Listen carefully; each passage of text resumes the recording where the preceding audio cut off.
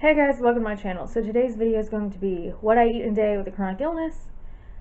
May or may not include a workout in this depending on how I feel, because right now I am just not feeling it.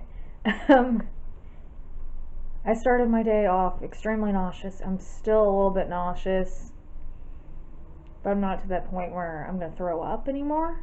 So yeah, I've already had my Zofran, and in order to get past the I'm going to throw up right now thing, after I had my Zofran, I did have one of these Reese's Cups with the pretzels. These are my favorite. I know it sounds weird, but a little bit of protein and a little bit of salt usually helps me get to the point of, okay, you're okay. You're not going to barf.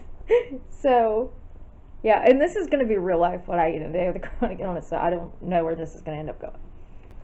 I've also already had my Pedialyte and my normal light. I need to get started on my second bottle of water, but I'm not quite done with the one with my normal light in it. So yeah, it's about noon. I'm going to eat lunch. Okay, so lunch is leftover taco pasta. I will leave the video where I showed how to make this either in the cards or down in the description box. Okay, so I am going to do a little bit of a workout. I'm not going to go very hard because I don't feel as bad as I did this morning, but I still don't feel great. So I figured get a little bit of movement, but not kill myself. And yeah, today's workout is a gluten abs workout. I will link the workout down below in the description box. So if you want to do that workout, you can. I don't know if I'm going to film any of it. I'm just going to see how I feel while I'm actually doing it.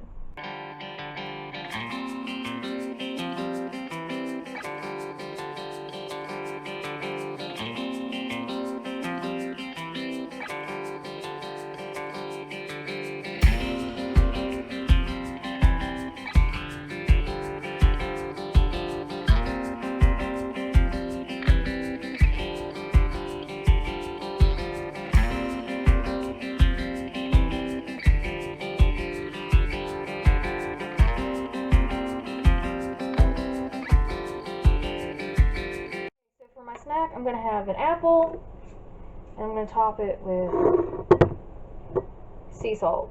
I know this sounds weird, but this is actually really good, and with my pots, I need all the salt I can get.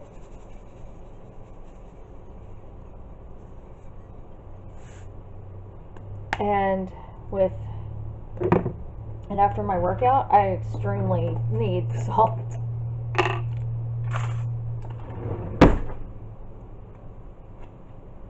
And I usually do this with a spoonful of peanut butter.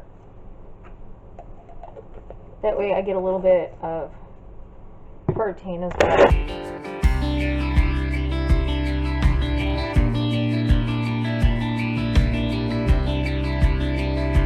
Okay, supper this night was just going to be like a free-for-all, empty out the fridge, empty out the freezer, the stuff that didn't need to be in there anymore, and any leftovers. So I started by making a can of corn because I figured we needed some kind of vegetable to go along with it. We had some leftover boiled potatoes, but we didn't have enough, so I figured add in another vegetable.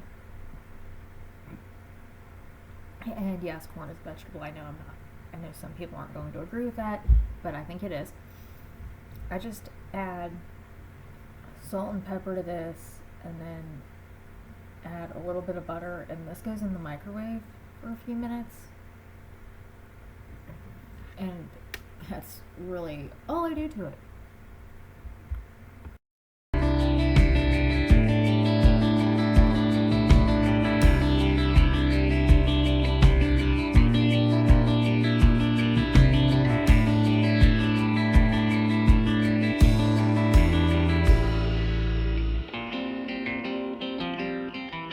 Okay, the next next thing I was working on was some buttered noodles. I'm just gonna cook up this some of these egg noodles.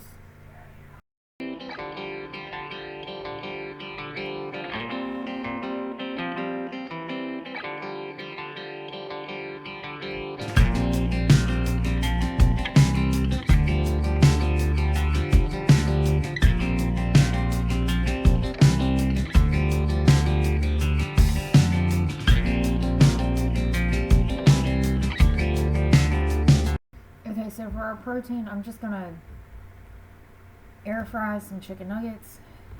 We had these in the freezer. I figured, you know, that works, quick and easy. And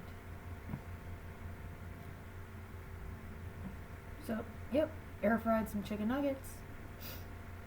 And these only took about 10 minutes to actually cook. So when these got done, my brother randomly thought, you know, I've got French fries in the freezer that need to be used. So we ended up doing that. Those are the boiled potatoes that we had left over from dinner the night before. The noodles still aren't quite ready, but they are getting there.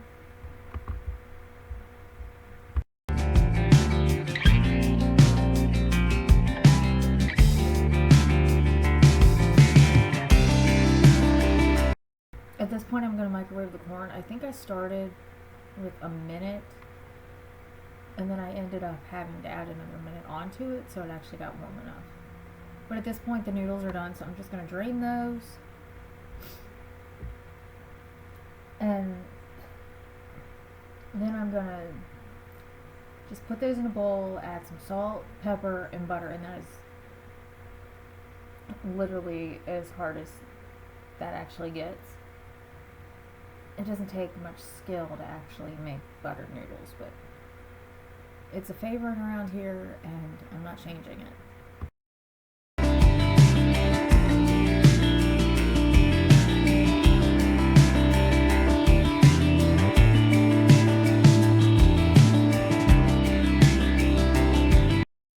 So like I said, to make buttered noodles, all you need is butter and some salt and pepper. And yes, I do use stick butter, so it is real butter. If anybody's going to ask and say that's not real butter, it actually is. We use real butter, so yeah. But I just add enough butter till everything is covered, and I do like a lot of butter.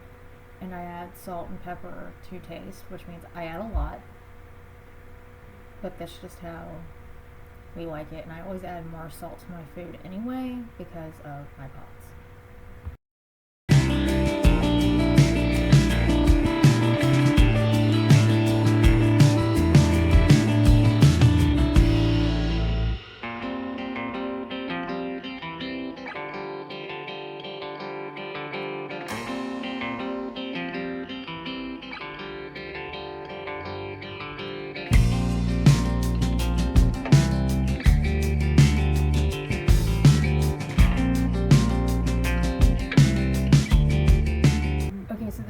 Looks like after it came out of the microwave. I did end up having to add more butter to it. I only added maybe a tablespoon before I cooked it, so I did end up adding another tablespoon. But that's chicken nuggets after they're done. Like I said, my brother was making some fries in the air fryer because he wanted to get that back out of the freezer. So this is the fries we ended up having. And these are really good for a store-bought fry. Because sometimes the store-bought fries that claim to be from the restaurant don't taste as good as the actual restaurant fries. Okay, so here is an overview of our dinner for this night. Like I said, and I did end up heating up the leftover mac and cheese we had in the fridge, which I didn't realize we had in the fridge until I got the butter out, so whoopsie.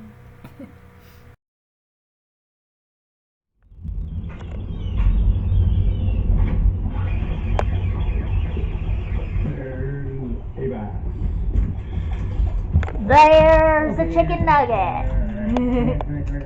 You want a chicken nugget? First bite of the day. Or a french fry? Or some noodles? Like it's Or mac and cheese and potatoes and corn? so Yeah, you have one of it. should be a few around. You don't know. You don't know. You gotta see this. You gonna have some of my tea? 5 foot spinning pole. No. He's got a whole bunch of Okay, so dessert tonight is going to be 2 of these red velvet cheesecake brownies that I've had in the fridge for about a week. These are still good, and I froze the leftovers, but after I had 2 of these, but yeah. Okay, so it's about 9:30. I just finished my dessert about 10 minutes ago. I had 2 small pieces of the red velvet cheesecake brownies. I need to freeze the rest of them, but they've lasted about a week and a half in the fridge, and they're still good. So yeah, if I wasn't the only one who ate red velvet, they would have been gone. But I did manage to get my appetite back and was able to eat later in the day, especially around dinner, which is honestly not that uncommon for me lately. I feel horrible in about midday, late afternoon. My body goes, okay, you know what? We're going to make you feel better so you can eat. So that's how I'm managing to sustain myself right now. So, and I don't always do dessert. I just did tonight because I had those red velvet cheesecake brownies, and I will link the video in the cards of that has that recipe in it. It was a day in the life video, so you'll have to skip to where I made it, and I'll try to remember to timestamp where I start making that recipe. That way you don't have to watch the whole day in the life if you don't want to. But yeah, and also it is Friday, so we did kind of like a free-for-all, clean out the fridge from leftovers night tonight. So I did make a couple things, but the rest of the stuff we had was just kind of cleaning out the fridge and the freezer of like the random things that we had this week that kind of didn't need to be, that kind of were just taking up space that didn't need to be taken up because there wasn't that much left of it. That's not uncommon for us to do on Friday nights. So yeah, so that's going to be it for this what I eat in a day and my workout. Even though I didn't film any of my workout, I just wasn't feeling filming my workout, and honestly it was a lot of floor work, and I don't like filming me exercising on the floor because the angles are just super weird. So yeah, but I will link the workout I did down below in the description box as well. So other than that, thank you for watching. Give this video a thumbs up if you like what I eat in a day videos, and I will see you in my next video. Bye bye.